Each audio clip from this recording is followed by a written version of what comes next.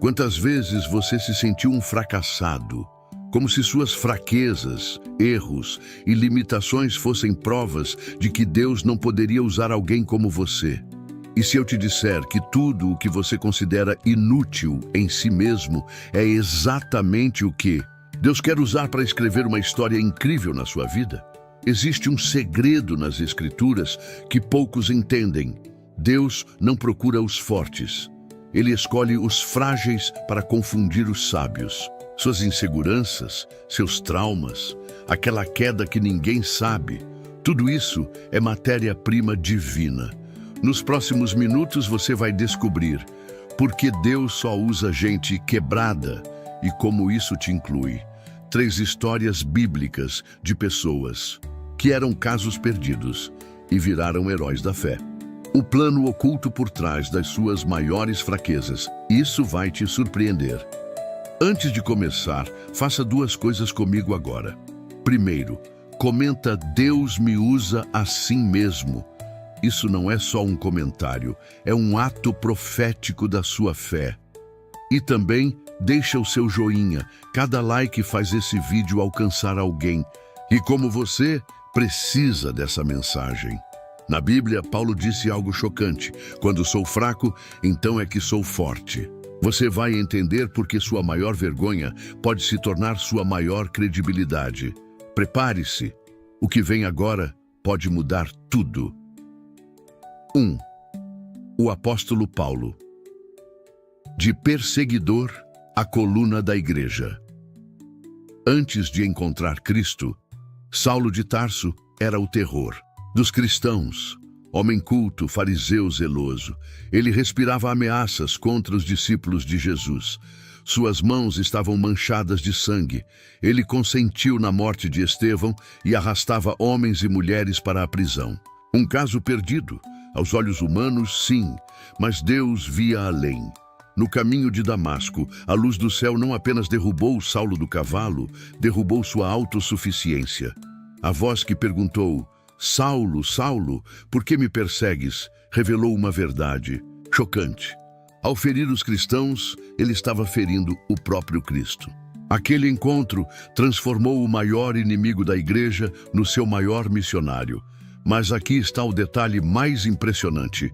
Deus não limpou Paulo antes de usá-lo. Ele o chamou no meio da sua violência. Não esperou que Saulo se tornasse santo. O fez santo através do chamado. A graça não é um prêmio para os purificados, mas o poder que purifica os quebrados. Paulo mesmo confessou: "Cristo Jesus veio ao mundo para salvar os pecadores, dos quais eu sou o principal". 1 Timóteo, capítulo 1, versículo 15. Ele não escondeu seu passado, usou-o como prova viva do poder transformador de Deus. Suas cartas, que formam boa parte do Novo Testamento, foram escritas por mãos que já apedrejaram santos. E sua espinha na carne, aquele sofrimento não removido, 2 Coríntios capítulo 12, versículo 7, tornou-se o lugar onde aprendeu: "Quando sou fraco, então é que sou forte". Suas limitações não o impediram, qualificaram-no para depender totalmente da graça. Você já se sentiu como Saulo, marcado por erros tão graves que parecem irreversíveis? A história de Paulo grita: nenhum passado é tão escuro que a luz de Cristo não possa transformar em testemunho. Suas mãos, por mais que tenham feito mal, podem se tornar instrumentos do maior bem. Deus não procura currículos impressionantes, procura corações dispostos a serem transformados. Como Paulo descobriu, às vezes é preciso ser derrubado para ser levantado. Precisamos perder nossa força para encontrar a dele. Se hoje você carrega o peso de escolhas erradas, lembre-se, o autor de metade do Novo Testamento foi cúmplice de assassinatos. Se Deus pôde usar Paulo, pode refazer sua história também. Sua fraqueza não é o fim, é o começo de um milagre em andamento. A pergunta não é: você é bom o suficiente, mas você está disposto a deixar que Cristo mostre sua força na sua fraqueza? Como Paulo provou, Deus não chama os capacitados, capacita os chamados. Sua história ainda não acabou de ser escrita. 2. Pedro, o negador que virou rocha da igreja. Pedro era um homem de extremos, o mesmo discípulo que andou sobre as águas foi o que afundou por duvidar. O que confessou, tu és o Cristo, também ouviu, para trás de mim, Satanás. E no momento mais crucial, quando Jesus mais precisava dele, Pedro negou conhecer o Mestre 3 vezes, jurando e praguejando para convencer os espectadores. Mas o que aconteceu entre essas lágrimas amargas de negação e o Pentecostes, quando esse mesmo Pedro pregou com tal ousadia que 3.000 pessoas se converteram? O segredo está em um simples olhar.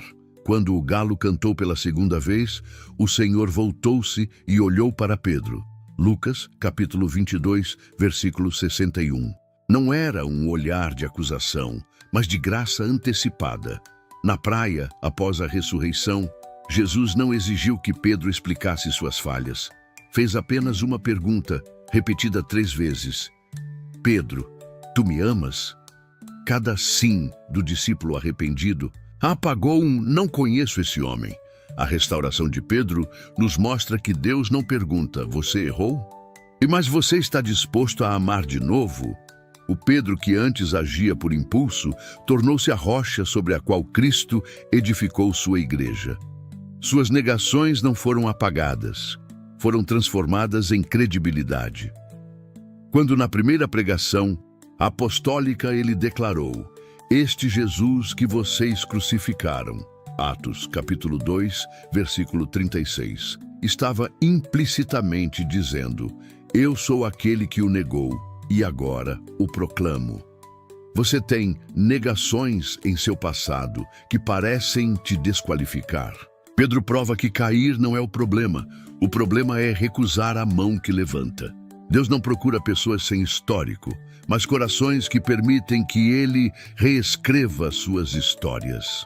O apóstolo que fraquejou no momento decisivo foi o mesmo que mais tarde enfrentou prisões e açoites por Cristo.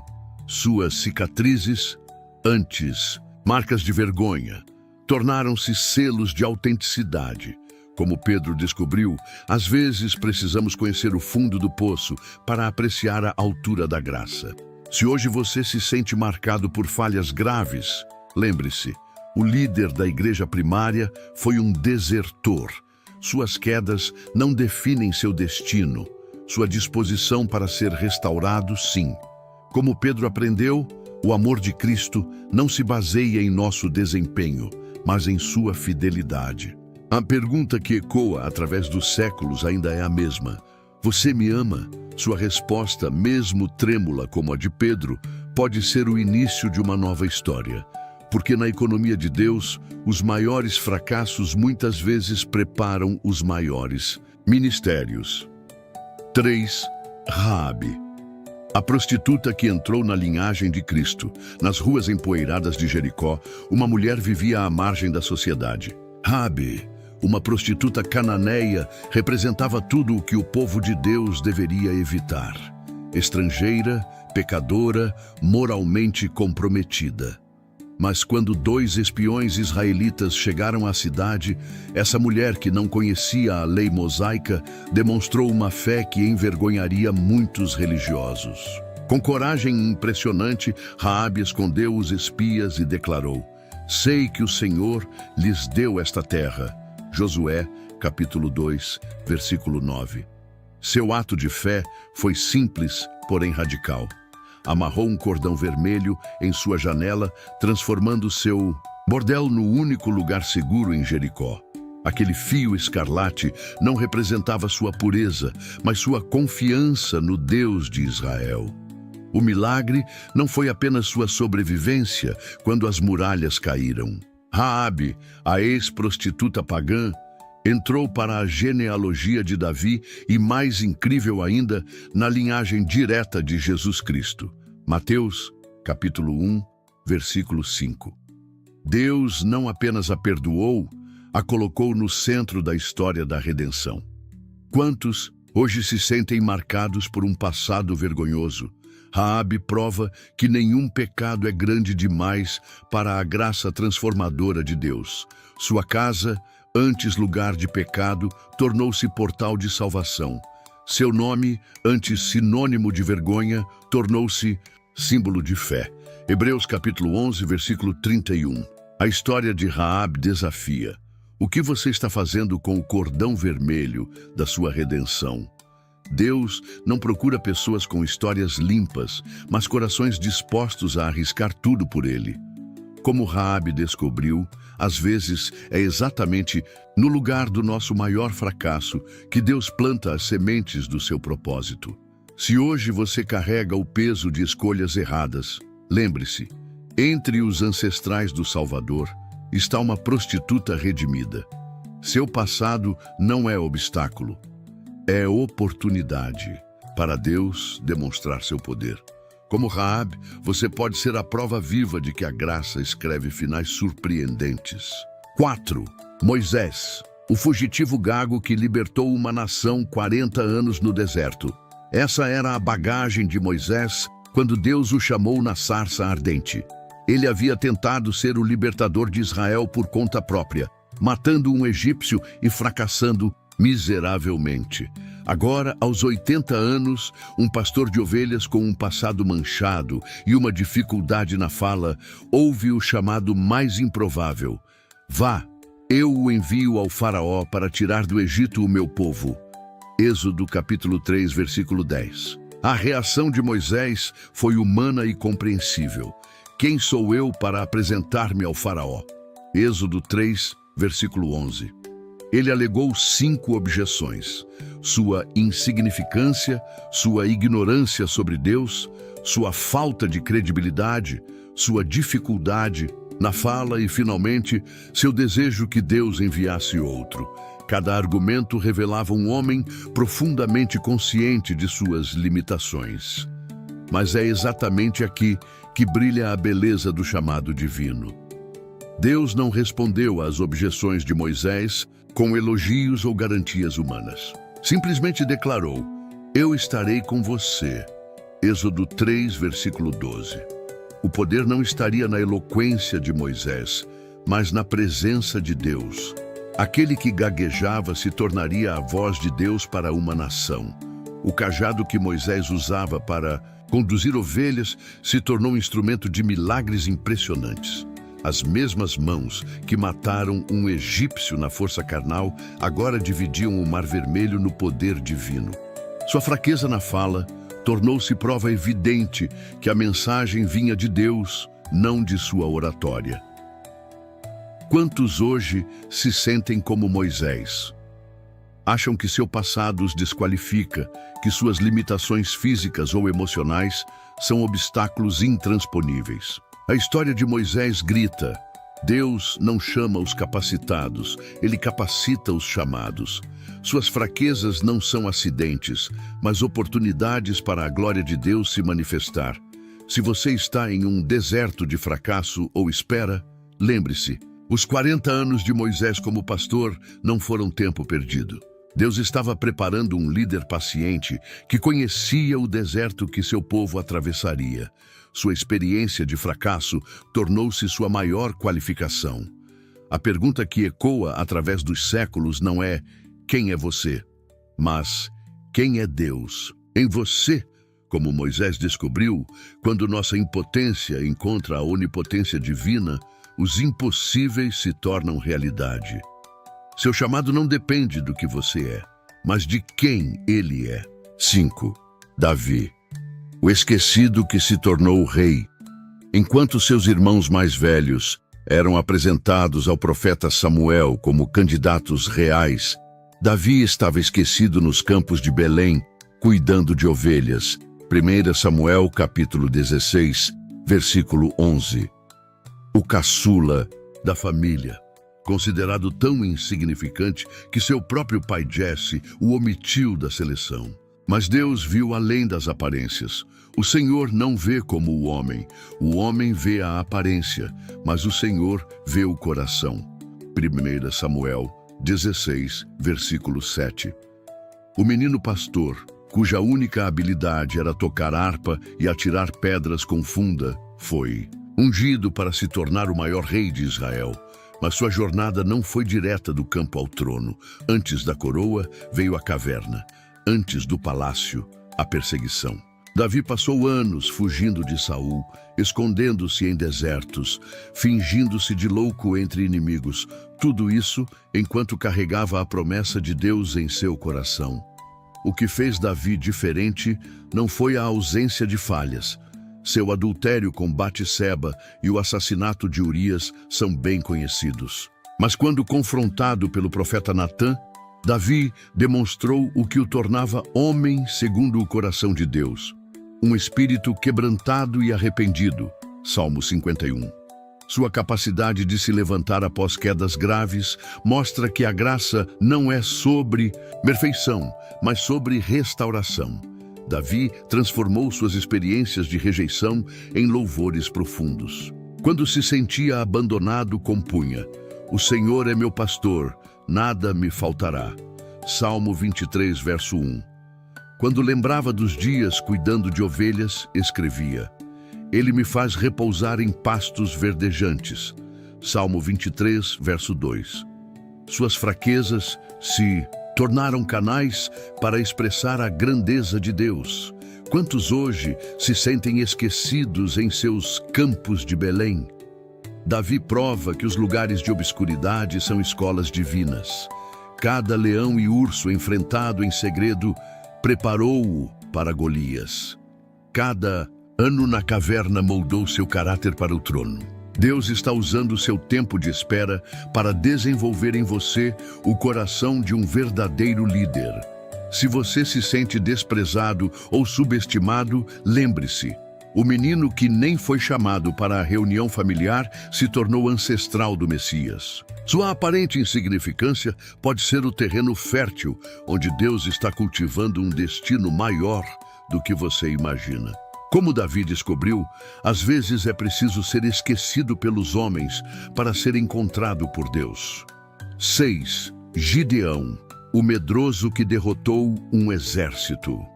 A cena era patética.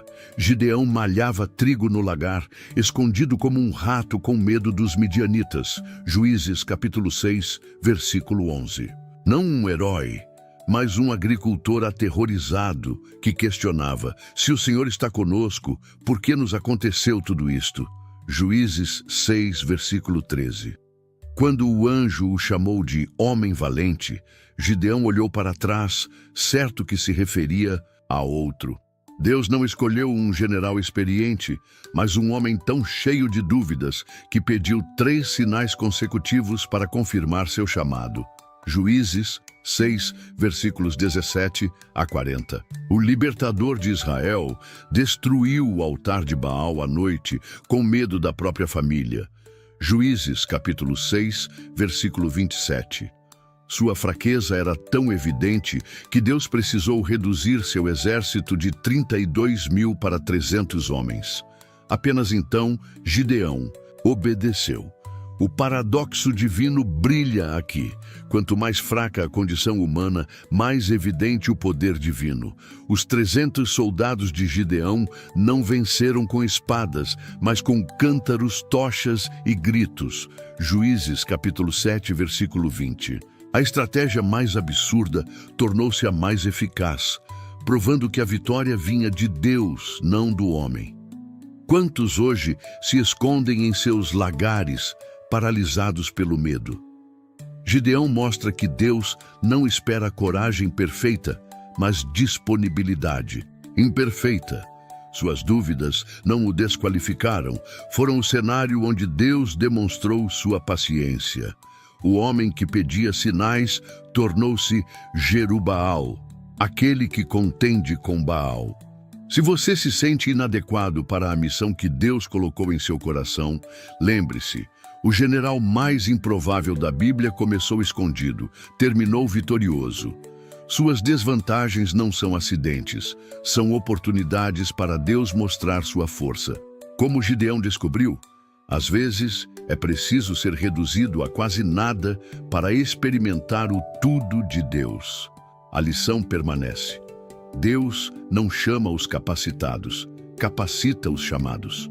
Suas fraquezas não são obstáculos ao plano divino, mas os materiais brutos que ele usa para construir milagres.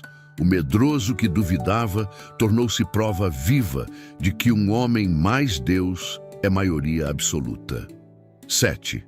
A mulher samaritana, de rejeitada a evangelista. No poço de Sicar, ao sol do meio-dia, uma mulher se aproximou com passos hesitantes. João capítulo 4, versículos 6 e 7.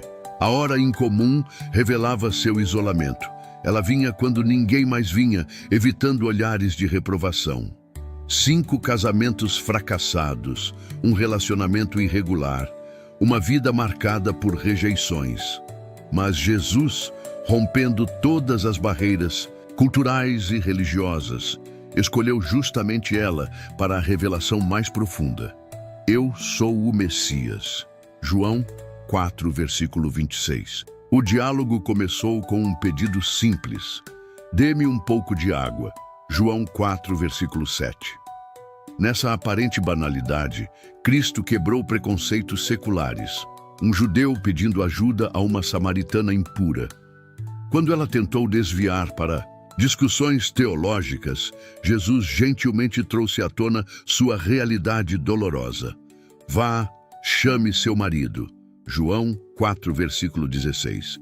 Não para condená-la, mas para oferecer a água viva que saciaria sua sede de aceitação. A transformação foi instantânea. A mulher que escondia sua vergonha agora corria para a cidade anunciando: venham ver um homem que me disse tudo o que eu já fiz. João 4, versículo 29. Sua maior humilhação tornou-se sua maior credibilidade. Os samaritanos creram não apenas por seu testemunho, mas porque encontraram pessoalmente o Cristo que ela lhes apresentou. João, capítulo 4, versículos 39 a 42. Quantos hoje evitam comunidades de fé por se sentirem julgados em seus fracassos relacionais? A samaritana prova que Jesus não procura pessoas com histórias perfeitas, mas corações sedentos por verdade. Sua conversão não exigiu penitências preliminares, apenas aceitação da graça oferecida. Se você carrega o peso de relacionamentos fracassados ou decisões equivocadas, lembre-se, a primeira pessoa a quem Jesus se revelou claramente como Messias foi uma mulher de moral questionável.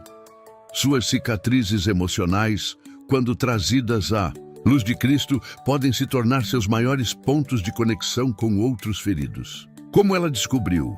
Às vezes é no poço da nossa maior vergonha que encontramos o dom mais puro de Deus. A mulher samaritana deixou seu cântaro, símbolo de sua busca incessante por aceitação, porque encontrou em Cristo o que nenhum relacionamento humano poderia dar. Seu testemunho nos desafia. O que você está disposto a abandonar ao encontrar a água viva que jorra para a vida eterna? 8. Zaqueu, o traidor que se tornou exemplo de graça. No meio da multidão que cercava Jesus em Jericó, havia um homem que todos evitavam. Zaqueu, o chefe dos cobradores de impostos, não era apenas um funcionário do governo romano, era um traidor do seu próprio povo, enriquecendo às custas dos seus conterrâneos.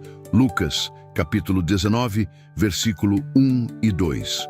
Sua baixa estatura física era o menor dos seus defeitos aos olhos da sociedade. Mas algo extraordinário aconteceu quando Jesus parou sob a árvore onde Zaqueu se escondia e disse: Zaqueu, desça depressa, pois hoje devo ficar em sua casa. Lucas 19, versículo 5. Essa simples declaração abalou Jericó mais que qualquer terremoto. O mestre mais famoso da Galileia escolheu justo a casa do pior pecador da cidade. A resposta de Zaqueu foi revolucionária. Senhor, eu dou a metade dos meus bens aos pobres, e se roubei alguém, devolverei 4 vezes mais. Lucas 19, versículo 8. Observe, Jesus não havia exigido nada. A graça genuína sempre produz frutos de arrependimento. Zaqueu não estava comprando sua salvação, estava respondendo ao amor incondicional que havia recebido. Este episódio destrói dois mitos perigosos, que certos pecados são grandes demais para serem perdoados e que precisamos nos consertar antes de sermos aceitos por Deus. Jesus declarou: "Hoje houve salvação nesta casa." Lucas 19, versículo 9. Não depois que você provar que mudou, mas imediatamente. Quantos hoje se sentem como Zaqueu, marcados por seus erros, considerados casos perdidos pela sociedade? Sua história prova que ninguém está além do alcance da graça transformadora. Seu sicômoro, aquele lugar onde você se esconde para ver Jesus sem ser notado, pode ser justamente o local onde Cristo decidirá hospedar-se hoje. Zaqueu nos ensina que o verdadeiro arrependimento não é condição para encontrar Cristo, mas a consequência natural desse encontro. Sua generosidade não foi uma tentativa de ganhar o favor divino, mas a resposta alegre a um favor já recebido de graça. Quando você duvida que Deus possa usar sua vida, lembre-se, o homem que a Bíblia apresenta como modelo de conversão era um traidor do seu próprio povo. Seu passado não define seu destino mais do que a profissão de Zaqueu definiu o dele. Como ele descobriu, às vezes é justamente quando nos sentimos mais indignos que a graça nos alcança de maneiras mais surpreendentes. Hoje Jesus ainda procura os Zaqueus, não para condenar, mas para transformar. Seu coração, com todas suas imperfeições, pode ser a próxima casa que ele escolherá transformar em testemunho vivo. Como Zaqueu provou, nenhuma árvore é alta demais, nenhum pecado profundo demais, quando o Redentor decide visitar sua vida. 9.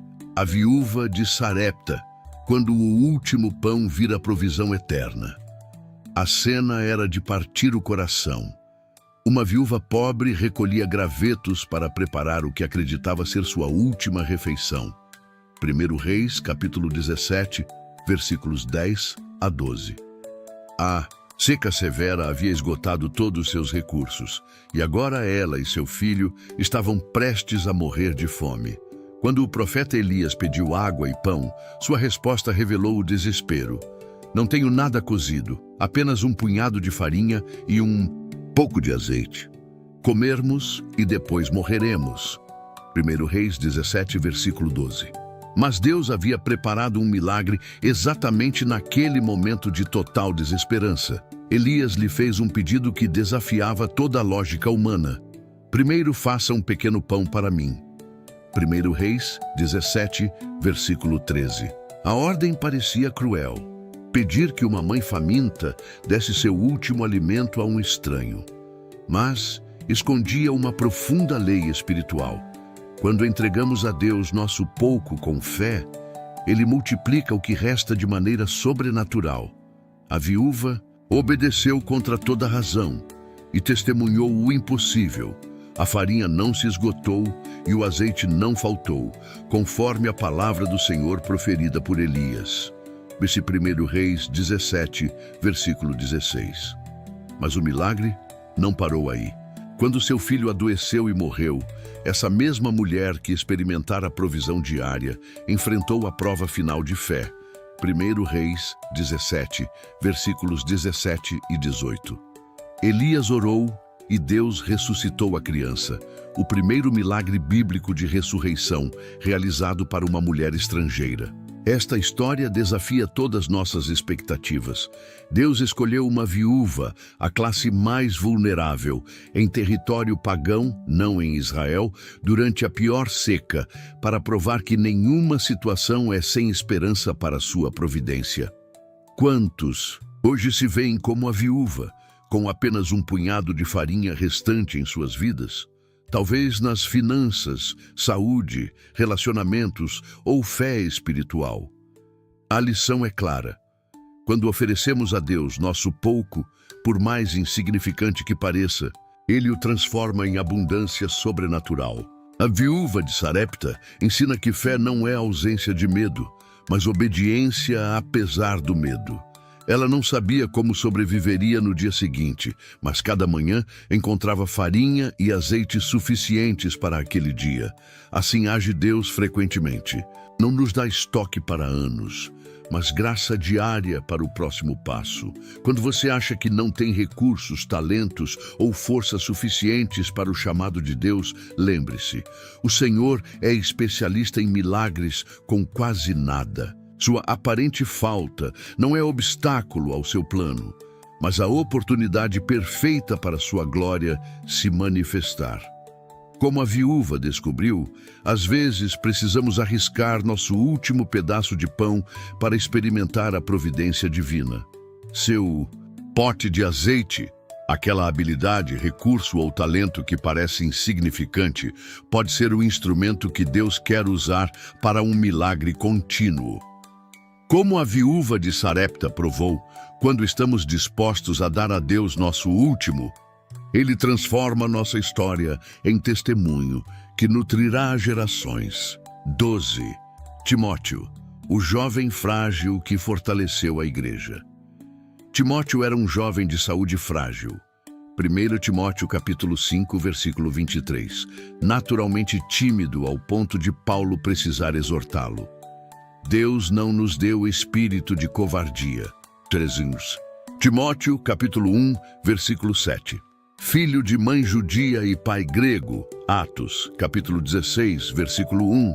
Carregava o conflito de uma identidade dividida entre duas culturas. Apesar disso, esse jovem aparentemente inadequado tornou-se um dos principais colaboradores de Paulo e destinatário de duas epístolas que entraram para o cânon bíblico. O que torna a história de Timóteo tão especial é como Deus transformou suas aparentes fraquezas em pontos fortes. Sua natureza sensível, que poderia ser vista como desvantagem no ministério, tornou-o especialmente apto para pastorear com empatia a igreja em Éfeso. Paulo o chamou de verdadeiro filho na fé. 1 Timóteo 1, versículo 2, reconhecendo nele não um líder carismático, mas um discípulo fiel e consistente. Deus não chamou Timóteo apesar de suas limitações, mas através delas. Sua vulnerabilidade o tornava dependente do Senhor, de modo que o poder manifestado fosse claramente divino e não humano.